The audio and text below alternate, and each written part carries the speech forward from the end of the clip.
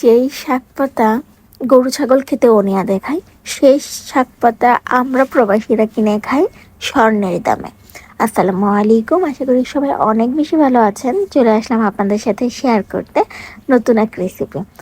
আসলে অনেকদিন যাবৎ শাক খেতে খুব ইচ্ছে করছিল, কিন্তু খুঁজে পাচ্ছিলাম না। আজকেও গিয়েছিলাম শাক খুঁজতে, না পেয়ে পালং শাক চোখে পড়লো, সেটাই নিয়ে আসলাম। ভাবলাম পালং শাকের এক চাটনি সেটা বানাই, যেটা খেতে অনেক বেশি ভালো লাগে। তো সে যেই কথা সেই কাজ, নিয়ে আসলাম পালং শাক। 2 মুঠো পালং শাক নিয়ে এসেছি 600 টাকায়। ভাবা যায় যে শাক পাতা বাংলাদেশে মানুষ খেতে চায় না, সেটা আমরা স্বর্ণের দামে, আমরা না প্রবাসীরা স্বর্ণের দামে কিনে খেয়ে থাকি। শুরুতে একটি মশলা তৈরি করে নিচ্ছি। একটি পেঁয়াজ কুচিয়ে, 4-5টি রসুন, একটু পরিমাণ তেঁতুল এবং 1 চামচ মরিচের গুঁড়া দিয়ে এটাকে খুব ভালো করে ব্লেন্ড করে নিব। এই তো তৈরি হয়ে গেল মশলাটা। এবার চুলায় একটি প্যান বসিয়ে দিলাম, পরিমাণ মতো তেল দিয়ে দিচ্ছি 1 চামচ সরিষা, 1 চামচ জিরা, 1 চামচ মুগ ডাল, 1 চামচ মাসকালাই ডাল, একটি মরিচকে মাঝখানে ফালি করে দিয়েছি। এবার এটাকে আলতো হাতে একটু নাড়িয়ে করে রাখা মশলাটাকে দিয়ে দিচ্ছি। এবার এটাকে খুব ভালোভাবে নাড়িয়ে চাড়িয়ে মিশিয়ে নেব। ঝাড়টা ধুয়ে এখানে অল্প পরিমাণ পানি অ্যাড করে দিচ্ছি। এখানে আর কোনো পানি অ্যাড করব না। এবার এটাকে খুব ভালোভাবে কষিয়ে নেব। দিয়ে দিচ্ছি পরিমাণ মতো লবণ, আমি এখানে 1 চামচ লবণ অ্যাড করেছি।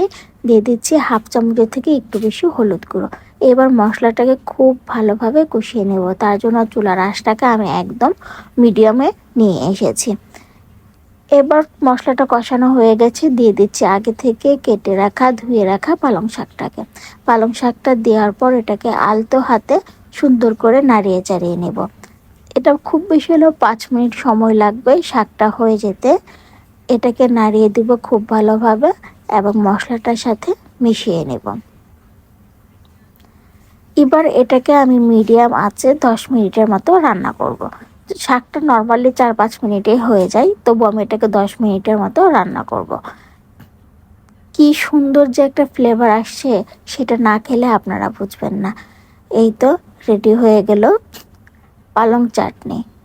এটা খেতে একটু টক লাগবে, কিন্তু খেতে অনেক বেশি স্বাদ। এটা গরম ভাতের সাথে এত বেশি ভালো লাগবে যা বলার বাইরে।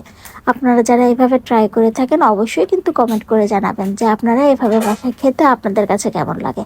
আর যেহেতু বাংলাদেশে অনেক বেশি গরম পড়ছে, অনেকে খাওয়ার রুচি একদম নষ্ট হয়ে গেছে, চাইলে আপনারা বাসায় এভাবে ট্রাই করতে পারেন।